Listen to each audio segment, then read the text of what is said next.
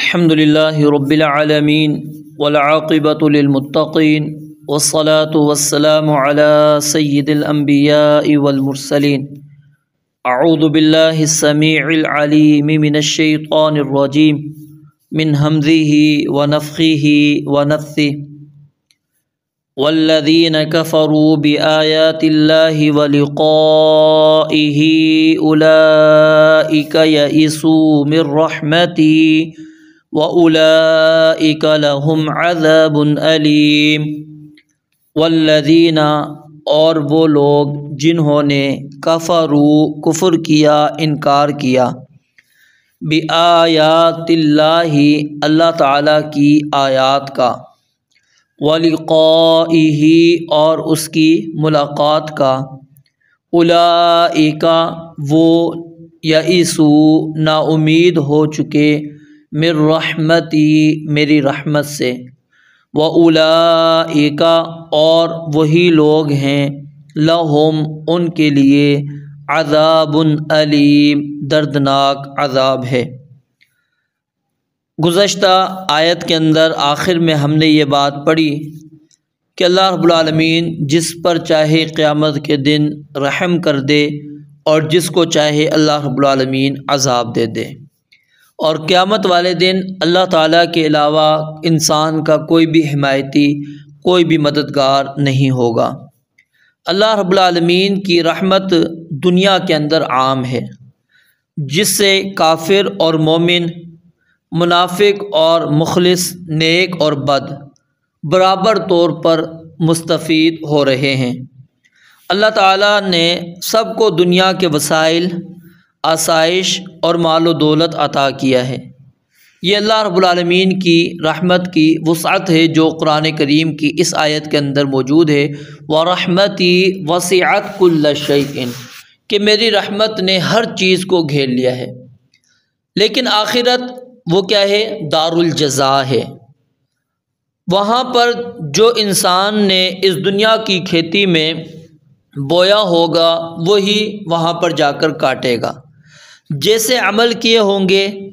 ویسی ہی جزا اس کو وہاں پر ملے گی۔ وہاں پر قیامت والے دن بے لاگ فیصلے ہوں گے۔ دنیا کی طرح اگر آخرت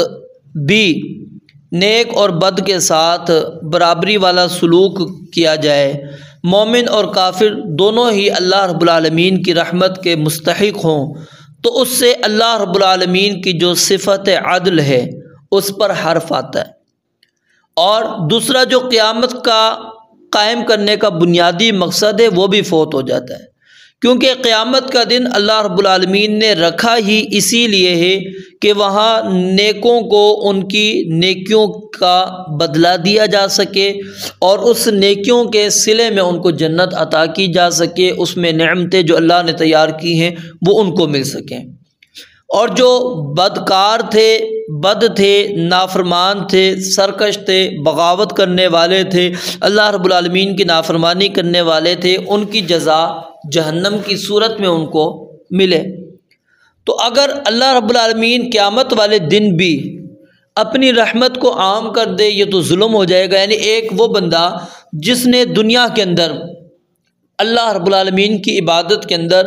اپنے شب و روز صرف کیے، اس نے نہ سردی دیکھی نہ گرمی دیکھی، نہ اس نے مالداری کو دیکھا نہ اس نے فقیری کی حالت کو دیکھا، وہ ہر حال میں اللہ رب العالمین کا شکر ادا کرنے والا، ہر حال میں اللہ تعالیٰ کی طرف سے آنے والی آزمائشوں پر صبر کرنے والا، تکالیف اور مصائب کو برداشت کرنے والا، مشقت اور تکلیفوں کو برداشت کرنے والا، اور ایک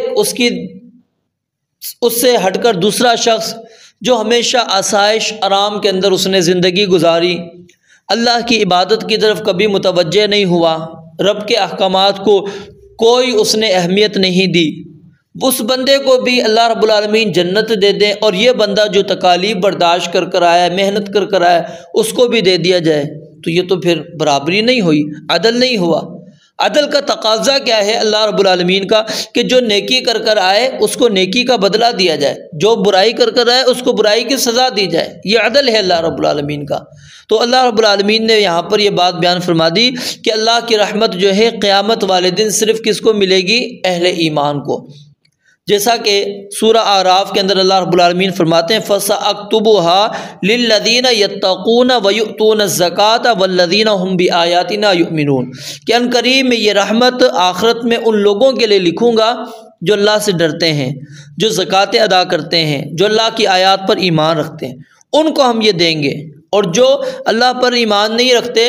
جو لوگ زکوٰۃ ادا نہیں کرتے، جو لوگ اللہ کا تقوی اختیار نہیں کرتے، ان کے لیے قیامت والے دن کوئی رحمت نہیں ہے، وہ رحمت کے مستحق نہیں، وہ اللہ تعالیٰ کی سزا، اللہ تعالیٰ کے غضب، اللہ تعالیٰ کے غصے، اللہ تعالیٰ کی ناراضگی اس کے مستحق ہیں کہ ان کو اللہ رب العالمین سزا دے، جہنم کے اندر اللہ رب العالمین داخل کرے، ان کو عذاب کے اندر اللہ رب العالمین مبتلا کرے۔ تو یاد رکھیے قیامت والے دن انسان کو اللہ کی رحمت کی انتہائی ضرورت ہے۔ نبی مکرم علیہ الصلاۃ والسلام کی روایت میں کئی مرتبہ آپ کے سامنے پیش کر چکا ہوں کہ نبی مکرم علیہ الصلاۃ والسلام سے صحابہ کرام نے کہا کیا انسان اپنے عمل کی بنیاد پر جنت میں نہیں جائے گا؟ آپ بھی نہیں جائیں گے؟ فرمایا کہ ہاں میں بھی اپنے اعمال کی بل بوتے پر جنت میں جانے والا نہیں ہوں، ہاں اگر اللہ کی رحمت مجھے ڈھانپ لے، اللہ اپنی رحمت کے اندر رحمت کے سائے میں مجھے رکھ لے تو پھر میں جنت میں جا سکتا ہوں، وگرنہ میں بھی نہیں جا سکتا۔ تو جہاں تک نبی علیہ الصلوۃ والسلام نے اس حدیث کے اندر یعنی جو چیز کلیئر ہمارے سامنے کرنا چاہیے وہ کیا ہے کہ انسان وہ اللہ کی رحمت کا محتاج ہے، ہر حال میں اللہ رب العالمین کی رحمت کا محتاج ہے، دنیا میں بھی اور آخرت میں بھی۔ اور آخرت میں جس پر اللہ کی رحمت ہوگی، اللہ کی شفقت ہوگی، اللہ کی مہربانی ہوگی، یاد رکھیں اس کی آخرت کامیابی والی آخرت ہے، وہ بندہ اللہ کی نعمتوں کے اندر داخل ہو جائے گا، جنت کے اندر داخل ہو جائے گا۔ اور جو بندہ اللہ رب العالمین کی رحمت میں نہ آ سکا وہ بندہ جہنم کے اندر چلا گیا۔ تو اللہ رب العالمین فرماتے ہیں والذین کفروا بآیات اللہ ولقائہ کہ وہ لوگ جو اللہ کی آیات کا انکار کرتے ہیں، اللہ کی ملاقات کا انکار کرتے ہیں، اللہ کو نہیں مانتے، اللہ پر ایمان نہیں رکھتے، نہ ہی آخرت پر ایمان ان کا ہے، اولئک یئسوا من رحمتی، اللہ کہتے ہیں ان کا عمل ہی یہ اس بات پر دلالت کرتا ہے کہ وہ اللہ کی رحمت سے نا امید ہے۔ اللہ کی رحمت کی اگر ان کو امید ہوتی اللہ پر ایمان لاتے، قیامت والے دن اللہ کی ملاقات کے وہ مشتاق ہوتے،